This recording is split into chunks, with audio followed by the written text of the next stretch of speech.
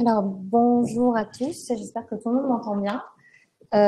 L'idée aujourd'hui, c'est de finir cette journée par une conférence qui va vous présenter en fait ce qu'on a appelé une protection complète pour les expatriés au Royaume-Uni. Mais l'idée, c'est de replacer un petit peu, on va parler évidemment de protection sociale, de CFE et de ses partenaires.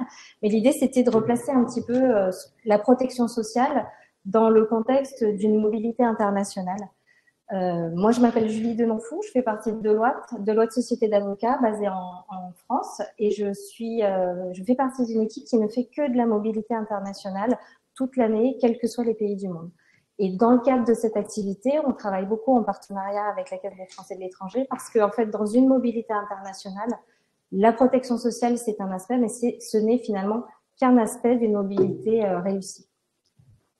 Donc, pendant cette conférence, donc vous allez avoir moi qui vais vous parler, Charles qui fait partie de mon équipe. Vous aurez aussi Eric Pavie de la CFE qui pourra vous présenter toute la partie CFE. Et vous avez Raphaël Lebars de Santexpat pour la partie mutuelle. Et on sera tous disponibles à la fin de la conférence pour répondre à vos questions. Donc, en fait, c'est ce que j'essayais de vous dire en introduction, c'est que la protection sociale, c'est un aspect éminemment important d'une mobilité internationale, mais une mobilité internationale, en fait, c'est une matière extrêmement transversale et c'est une matière dans laquelle, en fait, on interagit sur 4 matières du droit. L'immigration, le droit de l'immigration, bien sûr, le droit du travail, parce qu'il faut formaliser tout ça au niveau des contrats, le droit de la protection sociale, comment on maintient sa protection sociale, comment on organise sa protection sociale quand on part de son pays d'origine, et puis également la fiscalité. Alors aujourd'hui, on va faire un focus particulier sur la fiscalité et la protection sociale, qui sont des matières aussi extrêmement interdépendantes. Et dans un premier temps, ce qu'on va faire, c'est qu'on va faire un... Alors, je vous assure, il est trop tard pour un cours de droit fiscal, je ne vous ennuierai pas longtemps avec ça, mais quand même de reposer un petit peu les bases de ce qu'est... quels sont les enjeux finalement fiscaux d'un non-résident fiscal de France, de quelqu'un qui a quitté son pays pour s'établir dans un autre pays. Et déjà, comment on peut définir est-ce qu'on est résident, est-ce qu'on est non-résident, qu'est-ce que ça veut dire? Et ça a un impact non négligeable sur la fiscalité et les impacts qu'on peut avoir en matière de fiscalité des particuliers. Et ça, Charles, tu vas te présenter. Ouais. Bon, sinon, tu peux rester là. Ouais, ok. Alors voilà, comme vous m'entendez? Non. Si, ça y est. Alors effectivement, justement, l'enjeu, lorsque vous quittez la France pour le Royaume-Uni ou n'importe quel pays, finalement, c'est ce que nous, on fait au quotidien. C'est quel sera le statut de la personne au titre de ses impositions. Et nous, la première étape dans nos analyses, c'est de déterminer quelle sera votre résidence fiscale. Et donc, lorsque vous quitterez la France et que certaines conditions seront remplies, éventuellement, vous pourrez être considéré comme non-résident fiscaux français. Et derrière, le fait de quitter la France ne signifie pas que vous ne paierez pas d'impôts en France ou que vous n'en paierez plus jamais. Et d'ailleurs, la chose que l'on conseille notamment à nos clients, c'est de déterminer quel est finalement leur patrimoine et quelle est leur source de revenus. Et globalement, et de toute façon, pour vulgariser un peu, ce qu'on retiendra pour un non-résident fiscal français, ce sera ses revenus de source française. Par exemple, si vous quittiez aujourd'hui la France pour le Royaume-Uni, on verrait que certains revenus, notamment différés, tels que des bonus, ou aussi pour certains d'entre vous qui participeraient dans des plans d'actionnariat salarié avec des gains d'acquisition qui ont été acquis tout au long de votre, en tout cas sur une période franco-française auparavant, ça fait partie du type de revenu de source française qui pourra rentrer dans le cadre d'une déclaration en France en tant que non-résident. De même, et c'est là derrière, Julie vous rentrera plus dans le détail, et c'est certainement ce qui vous intéressera ici pour le plus grand nombre, c'est justement les revenus de source immobilière. Exactement, parce que c'est vrai que quand on est non-résident fiscal de France, on resserre finalement les taux sur uniquement les revenus de source française et la plupart d'entre vous ont des revenus immobiliers. Mais les revenus immobiliers, ça peut être quoi? Ça peut être, si vous avez déjà il faut avoir un immeuble en France, un bien immobilier en France. Si vous avez un bien immobilier en France, que vous vendez ce bien immobilier en France, même en étant résident du Royaume-Uni depuis 20 ans, sachez que il y aura quand même une imposition qui sera due en France sur l'éventuelle plus-value que vous ferez. Et cette plus-value, cette imposition, elle sera faite selon les règles françaises. D'accord ? De la même manière, si vous avez des biens en France, vous pouvez les louer, c'est ce qui arrive le plus souvent. Et quand on loue son bien immobilier en France, même si on est parti de France depuis 20 ans, qu'on n'a même pas l'intention d'y retourner, sachez que vous avez l'obligation de déposer des déclarations d'impôts, je pense que la plupart d'entre vous le savent, et que vous avez une imposition un petit peu spécifique parce que les non-résidents ont une imposition avec un taux minimum. C'est un petit peu différent du barème qu'on connaît pour les résidents. On voulait juste attirer un petit peu votre attention sur les revenus locatifs parce que il y a eu pas mal d'évolutions, il y en a encore. Les revenus locatifs, quand vous louez votre bien, déjà, quand on loue son bien meublé ou qu'on le loue non meublé, en France, c'est pas la même chose. C'est pas la même catégorie de revenus et c'est pas le même type d'imposition. Donc, il faut déjà y faire bien attention. Ensuite, quand on fait de la location meublée, ce qui se fait beaucoup au Royaume-Uni, donc si vous êtes un petit peu dans un mindset britannique, vous faites aussi peut-être de la location meublée en France. Il y a eu pas mal d'évolutions, notamment sur les locations meublées de tourisme. Tout ce qu'on peut avoir, les appartements qu'on peut louer via Airbnb par exemple. Sachez que jusqu'à présent, on pouvait louer ses appartements sans se poser trop de questions, déclarer son revenu à l'administration. L'administration faisait un abattement. C'était assez facile. Sachez que désormais, si vos revenus dépassent 15 000 euros, vous n'avez pas le choix en fait. Vous avez l'obligation d'avoir un expert comptable qui va travailler avec vous et qui doit vous fournir une liasse fiscale pour pouvoir effectuer votre déclaration d'impôt. C'est nouveau, ça devait être mis en place l'année dernière en 2023 et ça n'a pas été, mais ce sera en place pour l'année 2024 avec notamment en ligne de mire un petit peu toutes les locations un petit peu extravagantes qu'on a pu voir autour à Paris autour de la période des Jeux Olympiques. Autre chose, quand vous faites de la location meublée et que vous êtes non-résident, bah souvent c'est la seule chose que vous déclarez en France parce que c'est le seul revenu de source française. Si vous dépassez 23 000 euros de revenus, la location meublée, elle va être considérée comme professionnelle par l'administration française, alors même que c'est pas votre métier. C'est pas votre métier de louer votre appartement. Vous faites ça en plus de votre métier. Mais comme c'est la seule chose que vous déclarez en France, si on dépasse ce seuil, là, on sera dans un statut de loueur en meublé professionnel, ce qui implique un certain nombre de conséquences, notamment en matière de paiement de cotisation. Le but n'est pas de rentrer dans le détail maintenant, mais si vous voulez, on peut en reparler un petit peu après. Dernière chose sur la fiscalité immobilière. En France, on a un impôt sur la fortune. Un impôt sur la fortune immobilière, c'est-à-dire que si votre patrimoine dépasse la valeur nette de 1,3 million d'euros, que vous soyez ou non résident fiscaux français, donc vous en tant que non résident, si votre patrimoine situé en France, votre patrimoine immobilier situé en France dépasse cette valeur, alors vous avez l'obligation de déposer une déclaration d'impôt sur la fortune immobilière. Et ce, même si vous n'avez pas de revenus, si vous déposez pas de déclaration de revenus parce que vous louez pas, vous avez quand même potentiellement cette obligation qui pèse sur vous. Et c'est pas parce que l'administration n'est jamais venue toquer à votre porte que vous n'avez pas besoin de déposer la déclaration. C'est-à-dire que le jour où l'administration toquera, peut-être qu'il faudra rattraper un petit peu le temps. Donc, l'idée, c'était de refaire un petit rappel sur ces obligations. Aussi, peut-être de vous dire que ces obligations, elles ne changent pas, alors qu'au UK, il va y avoir le budget annonce quand même un énorme changement pour la plupart des personnes qui sont au UK mais qui sont considérées comme non domiciliées au UK, ce qu'on appelle les non-domiciled, puisque ce régime va drastiquement changer avec une grosse limitation pour notamment les personnes qui sont là depuis plus de 4 ans et qui bénéficient du statut de non-domicile depuis des années risquent de voir ce bénéfice purement et simplement supprimé à partir du mois d'avril, alors même que ces revenus continueront à être imposés dans les autres pays. Donc ça va générer un certain nombre de sujets. Voilà, parenthèse fiscale close.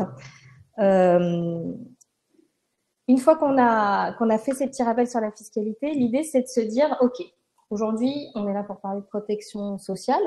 En matière de protection sociale, on n'est pas résident ou non résident.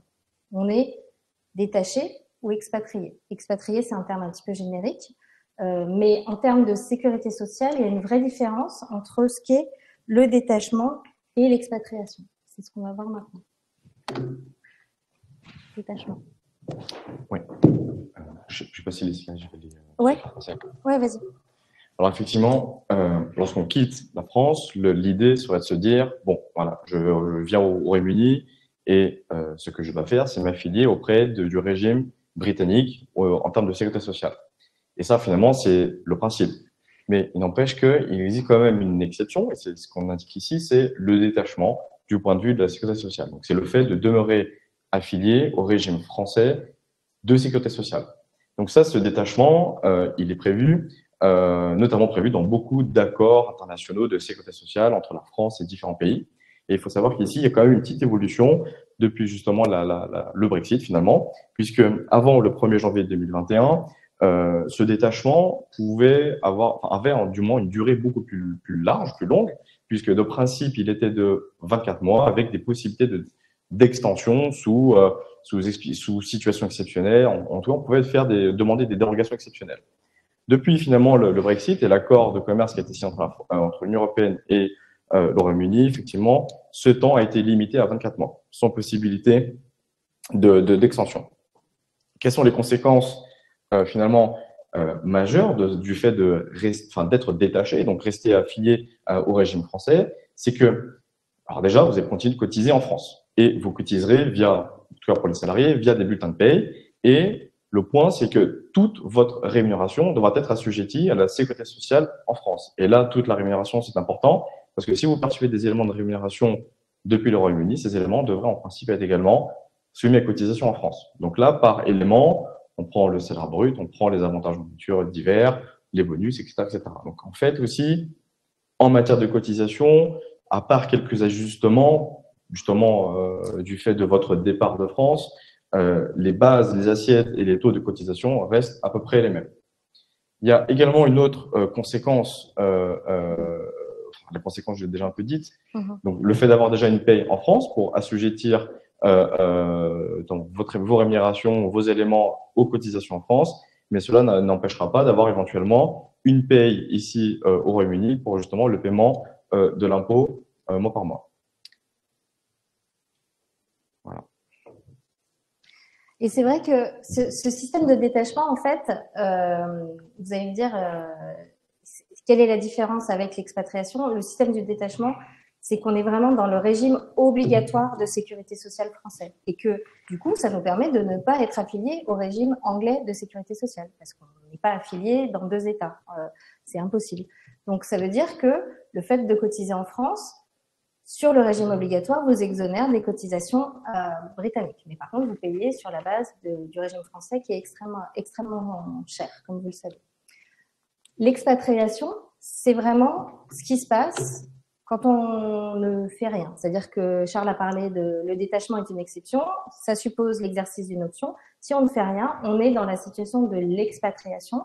Et c'est un principe assez classique de territorialité, c'est-à-dire je cotise là où je travaille.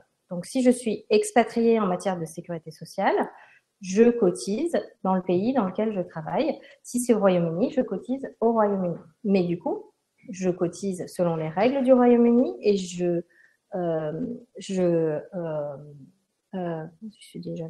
cotise sur les règles du Royaume-Uni et je cotise. Mais par contre, j'ai les prestations du Royaume-Uni. On est d'accord. J'ai plus du tout les prestations françaises. Ce qui est chouette avec l'expatriation et ce qui est chouette avec la France, c'est qu'on a la possibilité, si on le souhaite, de reconstituer cette protection sociale à la française, qui peut être chère à certains d'entre nous, et on peut le reconstituer de manière volontaire via un certain nombre de systèmes et de caisses. Il y a des affiliations qui restent obligatoires quand on garde un employeur français, parce qu'on peut très bien garder un employeur français, vivre au Royaume-Uni et cotiser au Royaume-Uni. C'est pas parce qu'on a un employeur français qu'on paye la sécurité sociale française. Ça pose absolument aucun problème. Il y aura des questions pratiques d'affiliation, mais ça pose absolument aucun problème. Par contre, quand on garde cet employeur français et qu'on vient travailler au Royaume-Uni, on a l'obligation de garder l'employeur a l'obligation, parce que si c'est une cotisation employeur, de maintenir une cotisation chômage. Et ça, c'est obligatoire. Par contre, facultativement, on peut décider de dire ben, je veux reconstituer mon assurance santé, je veux reconstituer mon assurance retraite de base, je veux reconstituer mon assurance retraite complémentaire. Et puis, si j'ai un contrat anglais, ben, j'ai aussi envie de continuer à m'affilier au chômage. Et ça, on a vraiment la chance de pouvoir le faire en France. Et on peut le faire sur quelque chose qui est assez spécifique, c'est-à-dire c'est ce qu'on appelle un salaire de référence. Tout à l'heure, on vous a dit l'intégralité du salaire doit être soumise aux cotisations sociales. Ça, c'est le détachement. Dans l'expatriation, c'est vous qui choisissez la base de vos cotisations. Vous pouvez choisir plus haut, plus bas que ce que vous gagnez actuellement. C'est vraiment vous qui choisissez. Mais par contre, ça ne vous exonère pas de payer les cotisations locales. Donc, quand on est dans un schéma d'expatriation et qu'on souhaite reconstituer sa protection sociale, en fait, on va superposer les cotisations locales, pour vous NIC ici, plus les cotisations volontaires françaises. Et croyez-moi, même si ça peut paraître un peu contre-intuitif, dans la plupart des pays, faire cette superposition, c'est un calcul qui coûtera moins cher que d'être dans un système de détachement, parce que le système de détachement est un système qui est extrêmement finalement coûteux. Là, on vous a reproduit toutes les branches et tous les risques qui sont couverts dans un système de protection sociale à la française. Donc là, vous avez dans le régime obligatoire, quelles sont les entités qui gèrent en fait les risques maladie, maternité, c'est les URSSAF, la vieillesse de base, c'est les URSSAF, la retraite complémentaire, ce sont les caisses de retraite.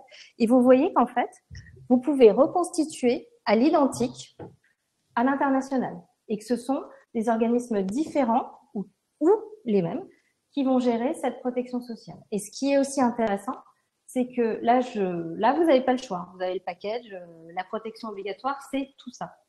Vous, quand vous êtes à l'étranger, vous allez pouvoir dire, moi, je veux la cotisation maladie, mais je veux pas la retraite. Moi, je veux la retraite, mais je veux pas la maladie, je suis bien couverte. En fait, c'est vraiment libre et c'est vraiment suivant ce que vous souhaitez mettre en place. Et ce que vous pouvez voir ici, c'est que la Caisse des Français de l'étranger, qui est présente ici ce soir, c'est vraiment un acteur central sur la mise en place de ces régimes volontaires de protection sociale, notamment parce qu'il couvre un spectre assez large des risques couverts. Alors bien entendu toujours avec des partenaires, mais l'idée c'est que vous voyez un petit peu que c'est vraiment avec la CFE, si vous souhaitez mettre en place cette protection sociale et maintenir finalement une protection sociale équivalente à celle que vous connaissiez avant, si c'est ça que vous voulez faire, c'est vraiment avec la CFE qu'il va falloir échanger et lancer les échanges. Et ça tombe bien, parce que ce soir, justement, ils sont là pour vous expliquer un petit peu leur offre et comment ils peuvent vous assister. Et ça, c'est Eric qui va se charger de tout ça. Merci Julie pour cette belle transition. Donc, on va passer à une présentation de la Caisse des Français de l'étranger, justement. On va démarrer par juste un petit focus, parce que on est au Royaume-Uni et c'est quand même un grand pays d'expatriation pour la France, puisque on compte plus de 350 000 Français qui vivent ici. C'est le 3e pays de résidence des Français à l'étranger. Je ne sais pas si vous connaissez d'ailleurs les 2 premiers. Suisse et États-Unis. Voilà, Suisse et États-Unis, et puis juste après les UK. Voilà, donc plus de 650 entreprises installées et évidemment des liens très forts avec la France sur tous les plans. Alors, je ne vais pas présenter dans le détail le système puisque vous le connaissez même mieux que nous, mais ce système qui est dual, qu'on retrouve dans d'autres pays, y compris en Europe et ailleurs, c'est un système public gratuit, le NHS, et qui coexiste avec un système privé, un système donc public qui est de bonne qualité, mais qui est régulièrement sous les feux de la critique, notamment sur les délais d'attente et les contraintes qu'il peut y avoir dans le cadre de ce qu'on appellera en France le parcours de soins, le passage par un médecin traitant. Voilà. Donc, évidemment, alors l'enjeu de la présentation de ce soir, ça va plutôt être l'accès au secteur privé, puisque par définition, pour le NHS, les couvertures type CFE n'ont pas vraiment d'utilité, puisque on est sur des soins gratuits. Mais bon, on est quand même sur ce système un peu spécifique ici, et assez différent du système français. Alors par contre, les questions de couverture santé sont très importantes. On vous a mis quelques exemples de coûts qui sont des coûts statistiques sur l'ensemble du Royaume-Uni. Donc, c'est pas forcément le reflet exactement des prix ici à Londres non plus, mais vous comparez donc les tarifs français officiels, qui sont ceux qui là aussi peuvent des fois faire l'objet de dépassements, mais enfin, qui globalement sont quand même assez suivis, avec les coûts anglais, et on voit qu'on n'est pas du tout sur les mêmes niveaux sur un certain nombre d'actes. Que ce soit les consultations, on voit entre 25 et 100 euros, mais aussi un passage aux urgences, une coloscopie. On est sur des échelles de grandeur qui ne sont pas du tout les mêmes. Donc forcément, l'accès au secteur privé et la couverture d'assurance santé ici, elle a beaucoup d'importance. Alors justement, qu'est-ce que la CFE va proposer? Donc d'abord en matière de santé. Alors pour en parler, je voudrais commencer par rappeler ce qu'est la CFE, parce que qu'est-ce qui fait la différence finalement entre la Caisse des Français de l'étranger et puis toutes les assurances privées qui existent finalement, qui peuvent vous couvrir sur le plan de la santé, parce que c'est pas sur ce sujet, c'est pas la qui manque. Donc pourquoi il y a une caisse de sécurité sociale? Alors la CFE est une caisse de sécurité sociale, donc statutairement, elle a été créée par la loi en 1978. Et la vocation de cette caisse de sécurité sociale, c'est de proposer volontairement, donc aux expatriés au sens de sécurité sociale, d'adhérer aux couvertures que Julie a présentées tout à l'heure. Donc la maladie, la retraite, on verra après, j'en parlerai, et les risques professionnels. Donc la mission est simple, c'est proposer des couvertures similaires à celles de la sécurité sociale à l'étranger, mais en appliquant des règles de sécurité sociale, donc ce qui est un peu différent des règles des assureurs, vous allez voir.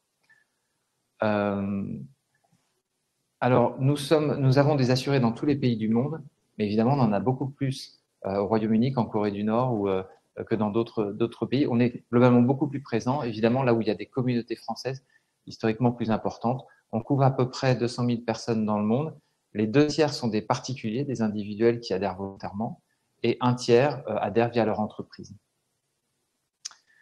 Alors, en matière de santé, il y a 3 marqueurs forts qui différencient la CFE des assurances classiques. D'abord, alors celui qu'on a indiqué, la Sécu pour tous, c'est l'idée qu'il n'y a pas de questionnaire médical à l'adhésion pour la CFE, aucune prise en compte de l'état de santé, aucune variabilité des cotisations en fonction de votre consommation de soins. Donc ça, et il n'y a pas non plus de barrière d'âge pour adhérer. Donc, dans l'assurance santé internationale, classiquement, il y a un questionnaire médical et il y a une barrière d'âge parce qu'on sait que l'âge est le premier facteur d'augmentation des dépenses de santé.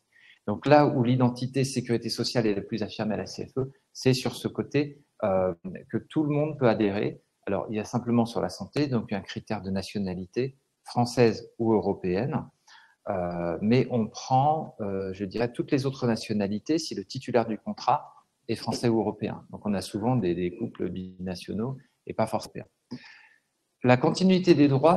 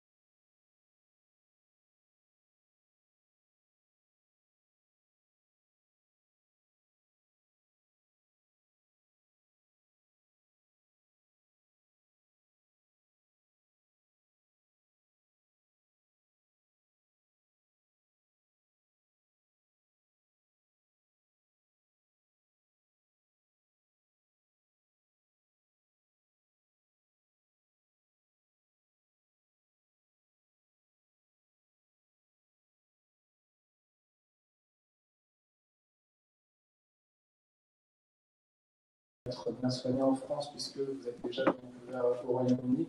D'autres sont moins bien couverts dans le pays d'expatriation et veulent être couverts dans les deux pays. Donc on s'adapte vraiment à tous les profils, que ce soit les détachés, comme présenté Julie tout à l'heure, les expats, les étudiants, voilà, les retraités, chacun a des problématiques différentes. Et on a des solutions pour quasiment tout le monde. Mais c'est vrai que les assureurs sont parfois moins vertueux que la CFE.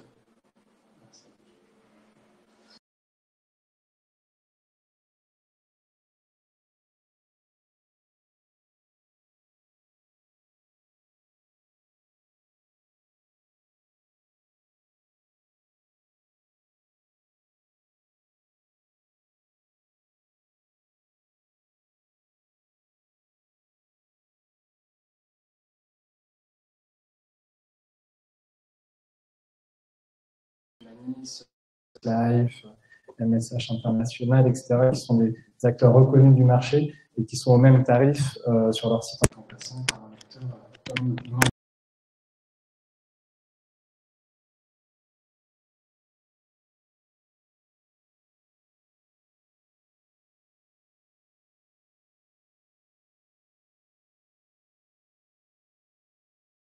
À visiter notre site internet santexpat.fr en 3 écrans, vraiment c'est très rapide. Vous mettez votre pays d'expatriation, votre date de naissance ou vos dates de naissance si vous êtes en couple ou en famille, la durée de votre séjour si vous êtes expatrié ou si vous partez pour une durée temporaire.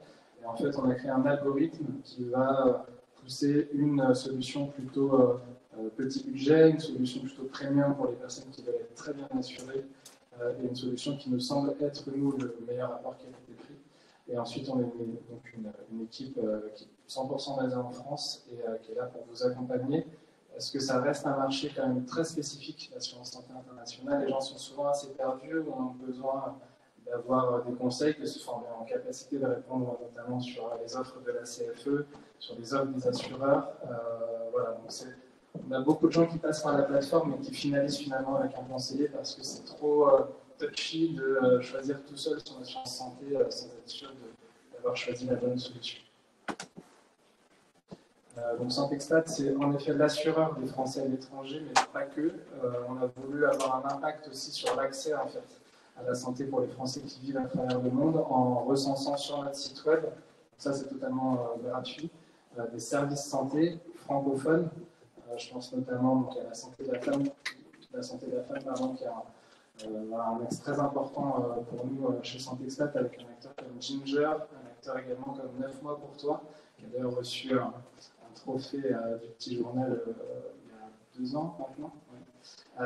Donc Ginger pour tout ce qui est santé de la femme, donc endométriose, ménopause, enfin, voilà, tout ce qui peut avoir attrait à la santé de la femme. C'est pas toujours évident d'exprimer des symptômes dans une langue qui n'est pas la sienne, même si on est à l'aise pour parler en société, peut-être moins pour la santé. Et 9 mois pour toi, qui a également qui a gagné le trophée au petit journal sur tout ce qui est accompagnement donc, de la maternité et de la parentalité. D'ailleurs, la fondatrice vit à Londres. On recense également donc, des services de téléconsultation pour les mêmes raisons, c'est-à-dire qu'on remarque désormais que c'est un usage beaucoup plus utilisé par les Français déjà en France et par les expats également. L'idée, c'est de pouvoir aussi avoir même des prescriptions médicales en téléconsultation depuis un médecin français, où que je sois dans le monde. Et donc, on met à dispo des services comme l'orthophonie, par exemple, parce que pareil, quand on a des enfants en Thaïlande, même au Royaume-Uni, on a aussi envie qu'ils puissent avoir des séances d'orthophonie parfois en français. Donc, tout ça pour simplifier l'accès à la santé pour les Français, où qu'ils soient dans le monde. Et donc, chez Santexpat, comme je le disais, on travaille avec 25 assureurs. On propose donc des complémentaires, donc la partie mutuelle en fait, à la CFE. Donc, on a un certain nombre de partenaires qui interviennent en ce qu'on appelle en frais réels pour dépenses au Royaume-Uni, puisqu'en fait, la CFE va limiter son remboursement à hauteur de ce que rembourse la sécurité sociale française. Donc, comme le disait Eric tout à l'heure, l'intérêt de nos produits respectifs, c'est plutôt de pouvoir avoir accès au système privé si je veux être soigné au UK, qui est très onéreux.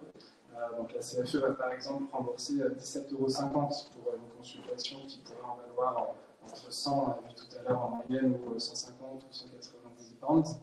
Donc l'idée des complémentaires, ça va être justement qu'il n'y ait pas de reste à charge pour vous et que vous puissiez être pris à 100% des frais réels pour la pharmacie, pour les analyses, pour une maternité également dans le système privé. Alors, le NHS, c'est très bien, hein, on n'a pas forcément besoin de toutes ces garanties-là dans le système privé, mais il y a des gens qui veulent en effet ne pas avoir de délais d'attente trop importants et parler en français. Il y a par exemple des centres médicaux comme le Medicare à Londres qui permettent en effet de parler en français, mais c'est le système privé.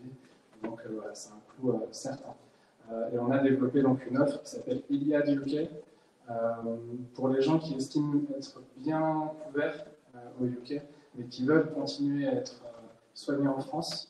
Donc qui pourraient avoir par exemple l'offre France Expat de la CFE qui a été présentée par Eric tout à l'heure. Donc nous on intervient vraiment comme une complémentaire pour les soins en France, mais on intervient tout seul pour des soins au UK. Donc ça vous permet quand même d'aller dans le système privé pour tout ce qui est consultation généraliste, spécialiste et pharmacie. Donc ça ne couvre pas tous les soins au UK, mais au moins ces 3 soins-là, et tous les autres soins en revanche pour les soins en France. Donc même la maternité, l'optique, le dentaire, je sais que c'est souvent un sujet pour les Français du Royaume-Uni, le dentaire, et qui veulent venir en France pour ce type de soins, voilà, ce contrat que vous retraitez.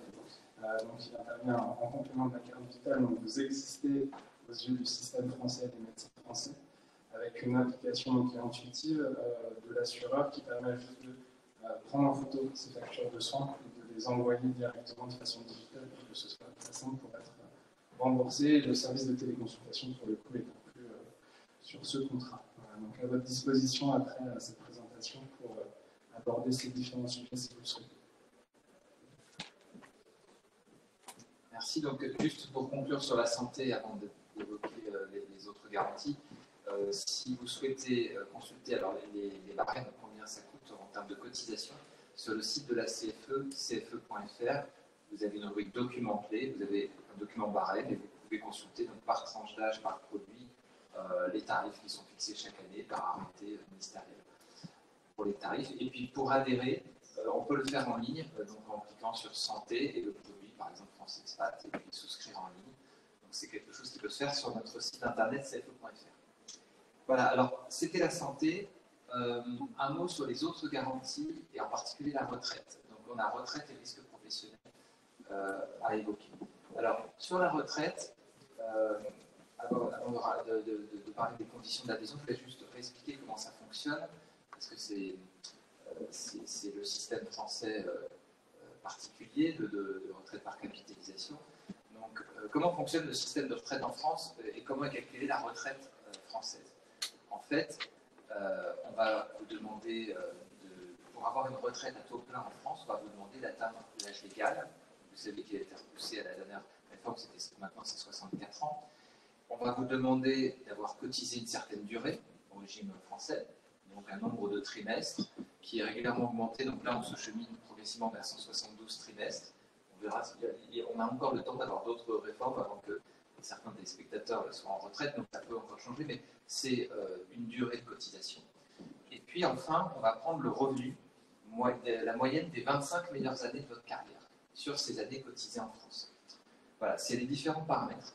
Donc une fois qu'on a dit ça, qu'est-ce qui se passe? Quand on quitte le système français, donc pour venir au Royaume-Uni, on va mécaniquement arrêter de cotiser en France. Donc, mettons que vous ayez cotisé pendant 10 ans en France, vous venez ici, vous travaillez ici, vous arrêtez de cotiser en France. Ce qui peut ne pas poser problème si vous arrêtez pendant 1 an et demi, puis vous retournez en France et vous reprenez, on va dire, aussi une carrière. D'autant que la France a un accord avec le Royaume-Uni qui fait qu'on reconnaît des durées. C'est-à-dire que les trimestres cotisés ici peuvent être reconnus comme des durées cotisées par la France. Des durées, hein, je parle bien des durées et pas des revenus. Justement, j'expliquerai ça. Donc, on se crée un trou. Mais par contre, si on reste 8 ans, 10 ans ici, là, ça devient très problématique parce que finalement, vous avez cotisé 10 ans en France avant de partir pour rien, parce que vous allez avoir une retraite très basse, alors qu'en cotisant via la CFE, vous pouvez en fait gommer l'expatriation et cotiser à l'assurance retraite comme si vous étiez en France et avoir la même retraite que celle que vous auriez eue en restant en France du côté français. Le principe, c'est simple, c'est que la CFE va vous demander de payer les cotisations retraite que vous vous auriez payé en France sur votre niveau de revenu ici. Alors, il faut être salarié pour pouvoir adhérer à la CFE sous cette garantie. Donc, on va vous demander votre niveau de salaire, vous cotisez à la CFE, ça varie entre 1 000 et 2 000 euros à peu près par trimestre, la cotisation, puisque vous payez à vous seul ce que l'entreprise et le salarié payent en France. Et nous, on reverse cette cotisation à la Caisse nationale d'assurance vieillesse, qui va comptabiliser les trimestres, exactement comme si vous étiez en France et que vous cotisiez en France. Donc l'intérêt, quand on est au Royaume-Uni, donc comme je disais, les trimestres sont reconnus par le système français, la durée, mais ils comptent 0 en termes de revenus des 25 meilleures années. Donc en passant par la CFE, vous allez arriver à valoriser aussi un montant de salaire. Et c'est très important pour les fameuses 25 meilleures années, surtout que les salaires ici sont plutôt dans la tranche haute de la cotisation retraite. Donc en cotisant à la CFE, vous vous garantissez en fait qu'arrivé à l'âge de la retraite, vous allez avoir droit à la pension française la meilleure en termes de pension de base. Voilà, c'est le principe. Alors, je précise qu'effectivement, il y a des conditions d'adhésion qui sont assez compliquées parce qu'elles sont fixées dans la loi. Et l'idée de ne pas ouvrir trop largement la possibilité de cotiser pour la retraite volontairement. Donc là, il n'y a pas de notion de nationalité, à la différence de la santé, on ne vous demande pas d'être français. Mais pour y accéder, il faut soit être né en France, ou bien avoir relevé d'un régime français de sécurité sociale pendant au moins 5 ans. Ça ne veut pas forcément dire avoir cotisé 5 ans. Ça peut être, vous pouvez avoir grandi enfant en France pendant 5 ans, vous étiez affilié à la sécurité sociale pendant 5 ans. Donc il faut avoir au moins fait 5 ans d'affiliation à la sécurité sociale, ou bien d'avoir cotisé 6 mois à la retraite avant de quitter le territoire de France. Et puis, en plus, il faut exercer une activité salariée à l'étranger, ou être chargé de famille, ou inactif. On n'a pas rajouté l'inactif. Donc, dans ce cas, on cotise. Dans ce dernier cas, il est possible de cotiser sur la base d'un SMIC. Donc, c'est une cotisation qui est un peu inférieure et qui permet de ne pas avoir de trou dans sa carrière, même si on cotise. Voilà. Donc ça, c'est la pension de base. Donc, la CFE vous permet de préserver votre pension CNAV, on va dire, qui est versée par les CARSAT en France, en cotisant à la CFE. Et vous avez vu, je pense, la différence avec la possibilité de faire reconnaître les trimestres cotisés ici. Et pour que l'information soit complète, je précise que la même mécanique existe sur le régime de retraite complémentaire Agir Carco, puisqu'en France, vous savez qu'on cotise obligatoirement sur 2 niveaux de retraite. La pension de base, de la CNAV, et la pension de retraite complémentaire Agir Carco, qui est une retraite par points. Donc on achète des points et au moment de sa retraite, on récupère ces points sous la forme d'une retraite. Donc c'est possible aussi, ça n'est pas par la CFE. Cette fois, il faut passer par des groupes de protection sociale. C'est Malakoff Humanis principalement qui va proposer cette couverture. Donc, si ça intéresse certains, ils ne sont pas là ce soir, mais sur le site internet de Malakoff Humanis, vous pouvez voir aussi pour cotiser pour la partie complémentaire. Et c'est intéressant parce que plus les revenus sont élevés, plus la retraite complémentaire est importante par rapport à la pension totale. Voilà sur la retraite. Donc là aussi, il est possible d'adhérer en remplissant un formulaire qui se trouve en ligne sur la partie assurance retraite de la CFE. Et je termine, j'irai un peu plus vite sur cette dernière garantie, c'est la garantie risque professionnel qui concerne les salariés. Là, c'est la possibilité d'être assuré, comme en France, en cas d'accident du travail ou de maladie professionnelle. Vous savez, en France, quand on a un accident du travail, on a un accident sur le chemin du travail, ça peut être très grave, ou au travail, et même sur des professions intellectuelles, on a des accidents graves. La protection des accidents du travail, c'est que votre arrêt de travail va être indemnisé avec des indemnités journalières, que vos soins vont être bien pris en charge, et qu'éventuellement, si vous ne pouvez plus travailler suite à l'accident, ou que votre capacité de travail est réduite, vous allez pouvoir toucher une rente AT, une rente accident de travail. Et puis évidemment, il y a l'accident de travail mortel, ça c'est la pire des situations, mais vos héritiers touchent aussi quelque chose. Donc vous avez cette garantie qui existe à la CFE. Les maladies professionnelles aussi, on peut faire reconnaître une maladie professionnelle et toucher une indemnisation. Voilà, donc cette garantie, elle est intéressante parce qu'elle est peu coûteuse. Elle est indépendante des autres, donc vous pouvez la prendre toute seule ou en plus. Et on vous a mis un exemple, ça commence à 57 € par trimestre. Voilà. Et donc pour un salaire annuel de 20 000 € par an. Et évidemment, si on peut cotiser sur un salaire plus important et on a des bénéfices plus importants. Si la situation se présente, Alors, on en parle souvent parce que c'est pas très connu cette assurance-là, et ça peut être assez intéressant parce que finalement elle coûte peu cher et elle protège sur des risques importants. Voilà, donc ce sont vous avez les 3 risques de la CFE qu'on vous a présentés, donc la santé, la retraite et les risques professionnels.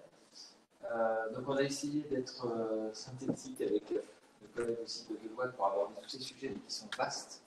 Donc on a vu beaucoup de personnes aujourd'hui en entretien individuel. On va rester ici de toute façon toute la soirée, notamment avec vous autour d'un verre là, dans un instant.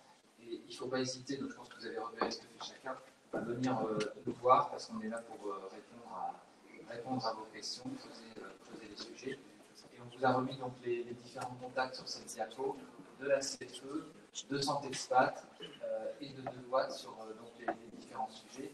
La CFE, Santé Expat pour les complémentaires à la CFE et Deloitte pour toutes les questions de fiscalité. Voilà. Écoutez, en tout cas, je vous remercie de votre présence, de votre attention. Je remercie aussi ceux qui sont connectés à distance sur la caméra. Merci.